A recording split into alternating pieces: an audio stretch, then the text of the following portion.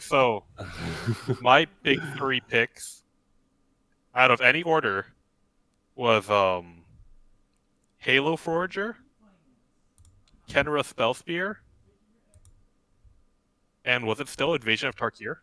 Yeah. Yeah. Which one did you want to talk about first? Yeah. I think the easiest one to talk about first is Khenra Spellspear. Okay.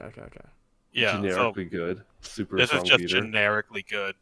Because red doesn't already have a lot of bears that or rather the bears are kind of boring in red, and either they have first strike or haste. There's very little that actually have prowess. With the only card I can think of off the top of my head is Heartfire Immolator.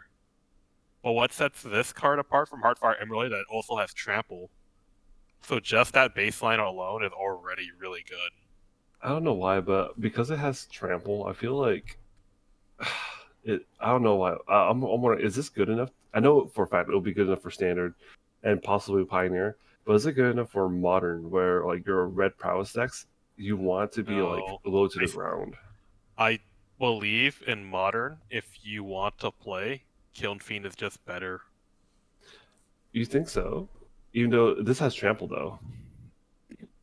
Kiln Fiend It is more has damage. trample, but it's not as fast because you do have to. And this is the cool part of why I like it. You can pay to transform it. Yeah. Into. I was like, all right, is that the cue? It's actually in Spellbreaker. Spellstalker. Where it has trample, ward 2, prowess. That's a lot more resilient than Kiln Fiend.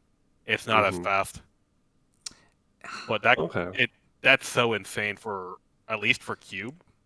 Because if you get this early game, you can transform it on turn 3 instead of playing another card. Or you can play it late game and just transform it right away. Even for the resilient threat. Even if it's like not as fast, like you did theoretically play it like the next turn after it. Yeah, you can. That's what I'm saying. Is like play this on curve and turn 3, pay the 2 life and pay the extra mana to flip it. That's actually not bad. Yeah. And then you swing with it and it's like trample, and it's like, I mean, if you're saying that like everything in modern is like faster, like I don't what. Yeah, modern is a little too fast, which is where it's like I don't know if it'll see play, but I want it to see play in modern. But maybe, who knows? Maybe people will test like 1 or 2 copies of it in like is it Murktide deck or something? Yeah, it wouldn't be Kiln Fiend. Yeah, no, because like Kiln Fiend would be better for the prowess style decks. I would just argue that it's like because of the ward too. Like you can't realistically, you can bolt it, but you gotta pay 3 mana to do that. Yeah, no, exactly. And then not to mention, so that's why I'm thinking about like how is it Murktide is like arguably the quote unquote best deck in modern right now. And it's because of like how resilient and consistent it is. The only issue is that it has a high skill cap. But having this be like, your extra like 1 to 2 threat beaters that you have access to, it could work. No, it definitely could work. So I'm kind of excited too because it's like, ooh, it's got trample, so you get like, you can actually push into damage. So I gotta get in there. The only issue though is like I think this is where the skill cap comes in because you can only transform as a sorcery, and you got to be careful not to get blown out by it. So because people do play Path of Exile and other like removals such as Fatal Push and whatnot. But they still have to pay 3 for that too. Well, I mean, like when you're on the front side, because you only transform as a sorcery, so in response they could blow you out with it. So I think that's where the skill comes in, and you just have to be able to read your opponent to see if they actually did have anything to remove. But yeah, card's sweet. I like it a lot. Give us more Amonkhet. All right. What's your next card, Chris? Halo Forager. Okay. That card's a flash away from being like absurd. Oh yeah, I remember you talking about that. Yeah. The other day. Like if it didn't have the ETB ability and just a flash, it'd be like okay on par with V-Click and Brazen Borrower. So here's a crazy thing I'm thinking about is like, is this better than Snapcaster? Because Snapcaster has flash and it's 2 mana, right? No, yeah, I think Snapcaster's better. But Halo Forger, what I do like about it is that it offers a lot more for like mid-rangey decks for probably Pioneer, Standard, and even Commander, because being able to buy back like a draw spell or buy back like a board wipe if you really need one is really good. But power-wise, I like it, but I'm here like I don't think it's strong enough for Modern. But to be honest, like the Modern has been out of whack for ever since the Horizon sets.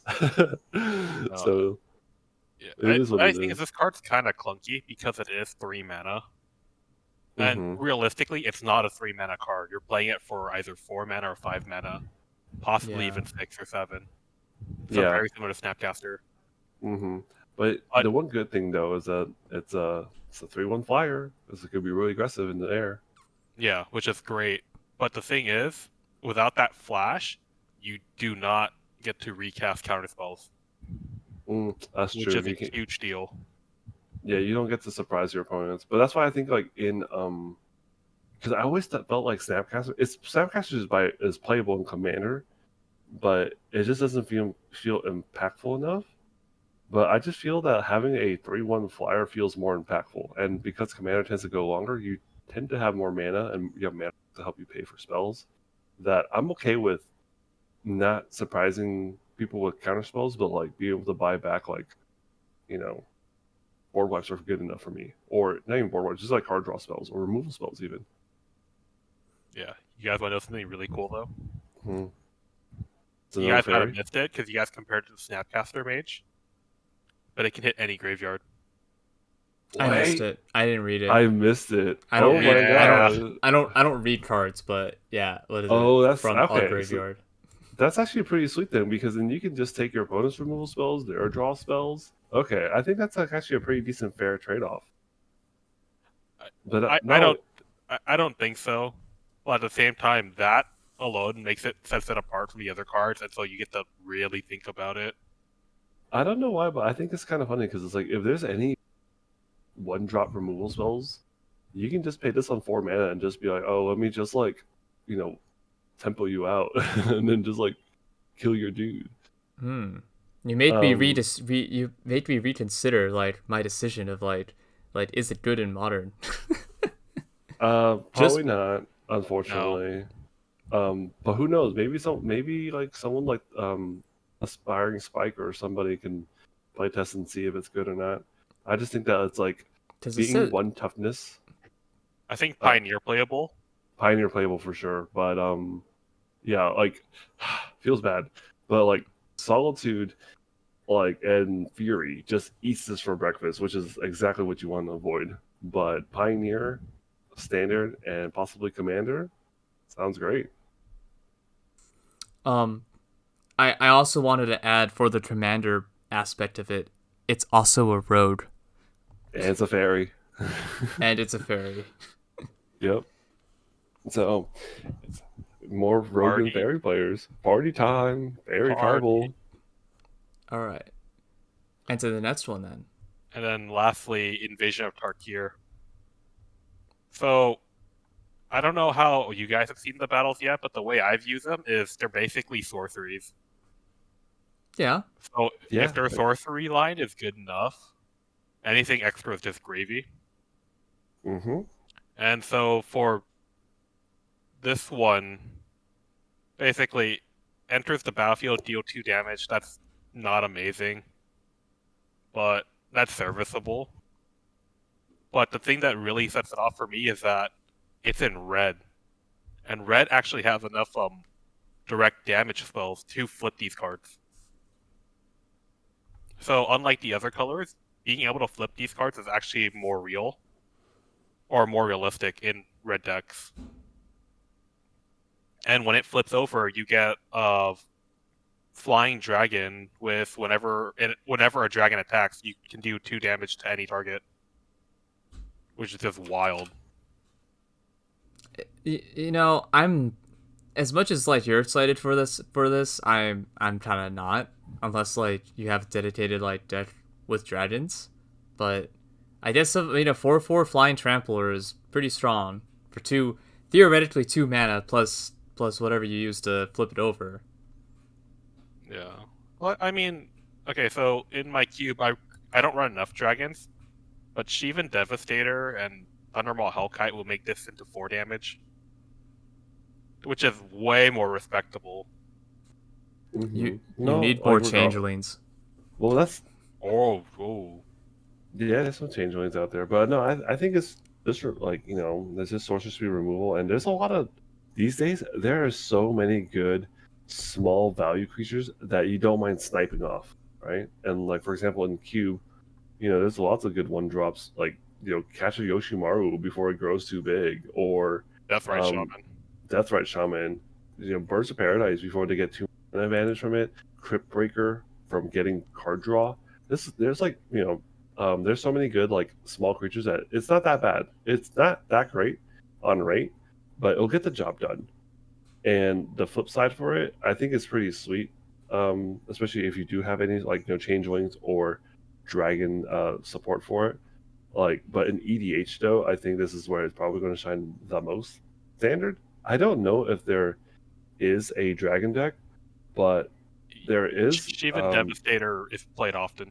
Yeah, so there's one, but I'm wondering if there's enough support, and maybe there could be a deck with Shivan Devastator and Ojutai and Zergo, maybe, who knows, or maybe it might be Mardu. We'll see, but I think this card is definitely a banger to look out for as well.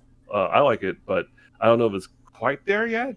It's not a universal banger like Goba Khan. That one's insane, but um, If you can get that flip side in standard, good luck. That's me insane. well, Yeah, for I me, it's agree. like I'm thinking of Commander, where it's like, dude, any Dragon Tribal deck, this is going to be sweet because, like, it's one big dragon to swing the trigger this, right? And not to mention that a lot of Dragon decks tend to play extra combats, not always, but they do. And if you flip it over, it's whenever a dragon. So just like, oh my gosh, you're just going to destroy people, like destroy all their creatures, send them back to the Stone Age, or just like get those last points of damage in, and then game over.